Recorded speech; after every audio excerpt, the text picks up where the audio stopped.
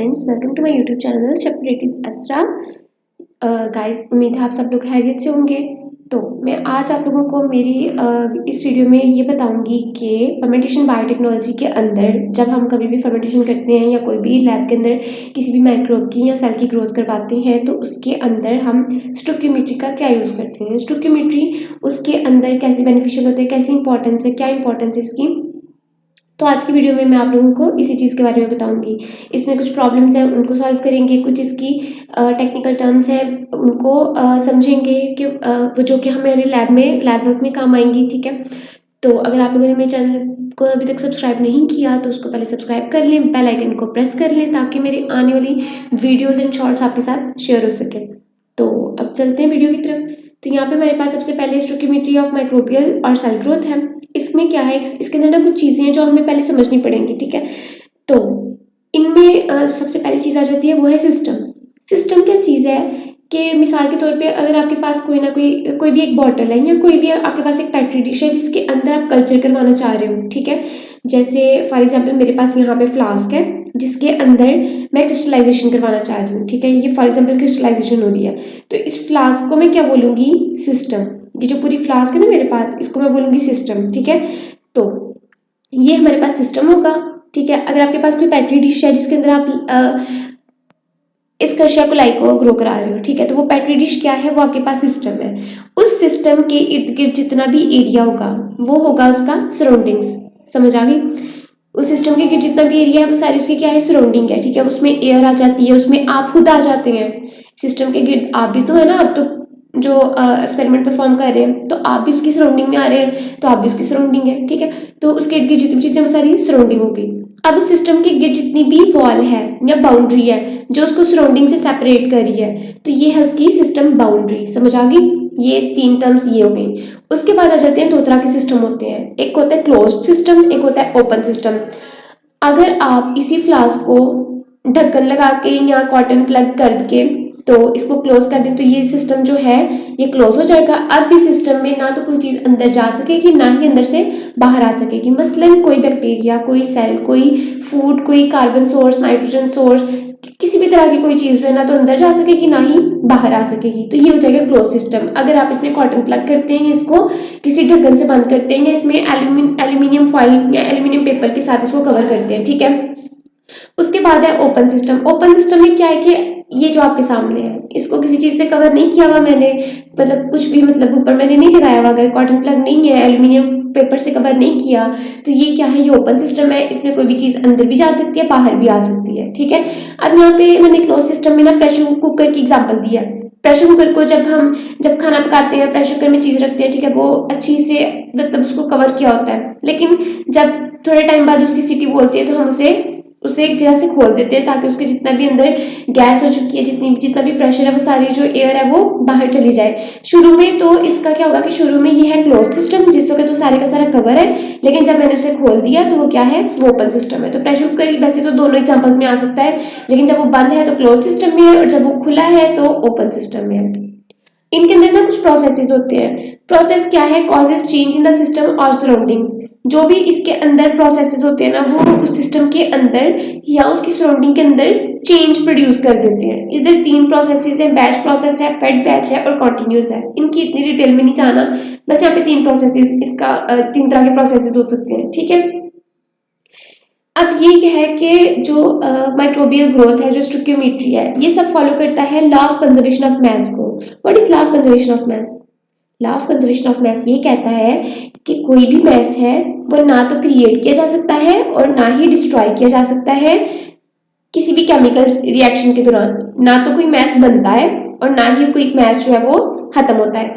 ये जो law of conservation of मास है ना, ये एप्लीकेबल होता है सिर्फ न्यूक्लियर रिएक्शंस के अलावा जितने भी प्रोसेसेस हैं उन सब में। न्यूक्लियर रिएक्शन जब होता है ना उसमें ये law of conservation of mass applicable नहीं है। क्यों एप्लीकेबल नहीं है? क्योंकि उस दौरान मास जो है वो चेंज हो जाता है। लेकिन एक थ्योरी में ये बताया, पहले ये कहा जाता था कि ये सब प्रोसेसेस के लिए, लेकिन एक थ्योरी में ये कहा गया कि मास एनर्जी इक्वलेंस, कि जितना आपके पास, जितना आप उसको एनर्जी दो, जितना मैस होगा उतनी ही एनर्जी प्रोड्यूस होगी। मैस कम दोगे एनर्जी कम प्रोड्यूस होगी, लेकिन न्यूक्लियर में ऐसा नहीं होता। मैस थोड़ा होता है लेकिन एनर्जी बहुत प्रोड्यूस होती है, वो बहुत अमाउंट में जो है ना वो एनर्जी प्रोड्यूस करता है, ठीक है। लेकिन इन रिएक्शंस के लिए जो है ना हम law of conservation of mass को लगा सकते हैं, यानी इनके लिए ये बिल्कुल ठीक है। आपके पास जितना आपके सिस्टम के अंदर मैस जा रहा है उतना ही बाहर वापस भी आना चाहिए। इसका ये मतलब है कि फॉर एग्जांपल आप जितना मैस इनपुट दे रहे हैं ना, उतना ही आपको मैस का आउटपुट भी मिलना चाहिए। वो किसी भी सूरत में हो सकता है, ठीक है, लेकिन वो मैस इनपुट और मैस आउटपुट वो इक्वल ही रहना चाहिए। ऐसा नहीं हो सकता कि ये दोनों अनइक्वल हो। लेकिन अगर ऐसा हो, what if mass of glucose entering the system is different from mass of glucose leaving the system. क्या हो, अगर ग्लूकोज जो आप सिस्टम के अंदर एंटर कर रहे हो वो उस ग्लूकोज से डिफरेंट हो जो सिस्टम से बाहर, यानी कि मैस इनपुट जो है वो मैस आउटपुट के अनइक्वल हो, जैसे कि ये है, ठीक है। अगर मैस इनपुट अनइक्वल है मैस आउटपुट के, तो मतलब आपका रिएक्शन, मतलब कि law of conservation of mass यहाँ पे झूठा हो गया? नहीं, ऐसे नहीं हो सकता। Law of conservation of mass अभी भी यहाँ पे ट्रू ही है, लेकिन कैसे? अब यहाँ पे ना 3-4 पॉसिबिलिटीज हो सकती हैं। पहली पॉसिबिलिटी तो ये है कि जब आपने सिस्टम लगाया है, ठीक है, आपने कोई, जब आपने उसकी कैलकुलेशन की है कि आपने, अब जैसे मैंने सिस्टम लगाया, मैंने कैलकुलेट किया, मैंने इतना मैस इनपुट दिया था, इतना आउटपुट मुझे नहीं मिल रहा, शायद कि मेरी कैलकुलेशन में कोई मसला आ जाए, शायद मैंने गलत कैलकुलेट किया हो। एक ये पॉसिबिलिटी होगी। दूसरी पॉसिबिलिटी ये हो गई कि फॉर एग्जाम्पल ये एक सिस्टम है, ठीक है, मे बी इस सिस्टम के अंदर कोई कहीं पे कोई लीकेज हो, मे बी मैंने कॉटन प्लग जो लगाया हो वो ठीक से नहीं लगाया, वो लूज हो और उसने अलो कर दिया हो किसी माइक्रो ऑर्गेनिज्म को अंदर जाने में और उस माइक्रो ऑर्गेनिज्म ने उसकी सारी फूड खा ली हो, ये भी हो सकता है। तो ग्लूकोज इनपुट जो उसका मैस इनपुट है वो ग्लूकोज के मैस के आउटपुट नहीं आएगा इस दौरान भी, ठीक है, बराबर नहीं होगा। तीसरी पॉसिबिलिटी ये हो सकती है कि ग्लूकोज जितना कंज्यूम हुआ है, जितना जनरेट हुआ है by chemical reaction with in the system, ऐसा हो सकता है कि जो इसके अंदर माइक्रो ऑर्गेनिज्म है स्कर्शिया कोलाई, उसने जितना ग्लूकोज को कंज्यूम किया है और जितना जनरेट किया है वो बराबर नहीं है, ठीक है। कैसे? मे बी उसने कोई ना कोई चीज जो है प्रोडक्ट में बना दी हो और ग्लूकोज उतना जनरेट ना हुआ हो, बल्कि ग्लूकोज की जगह पे कोई और चीज जनरेट हो गई हो, ये भी हो सकता है ना।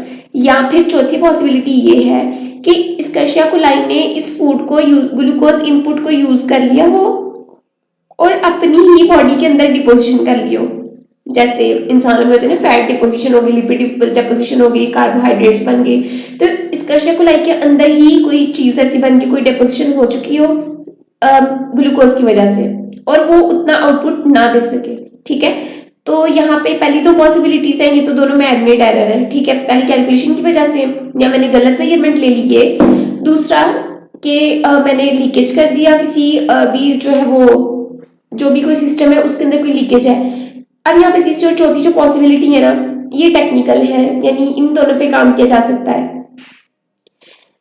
ये है पहली पॉसिबिलिटी है mass input through system boundaries, दूसरी mass output through system boundary, जितना प्रोडक्ट जनरेट हुआ है आरजी और जितना कंज्यूम हुआ है, और ये सब किसके इक्वल है? Mass accumulated within the system, ठीक है। इन दोनों को तो हम नहीं डिस्कस करेंगे क्योंकि ये दोनों मैन मेड है, इन दोनों को डिस्कस करेंगे नेक्स्ट में।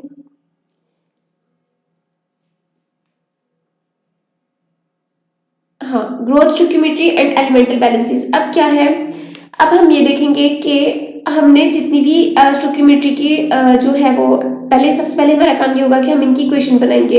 इक्वेशन बनाने के बाद हम इसकी चेक करेंगे कि कितनी ग्रोथ हुई है और इसके अंदर कौन कौन से एलिमेंट्स इन्वॉल्व है किसी भी माइक्रो ऑर्गेनिज्म की। फॉर एग्जाम्पल अगर आप यीस्ट ग्रो करवा रहे हैं, ठीक है, यीस्ट के अंदर आप कार्बन सोर्स देते हैं, आप नाइट्रोजन सोर्स देते हैं, ऑक्सीजन की प्रेजेंस में होता है और बनता क्या कुछ है, कार्बन डाइऑक्साइड बनता है,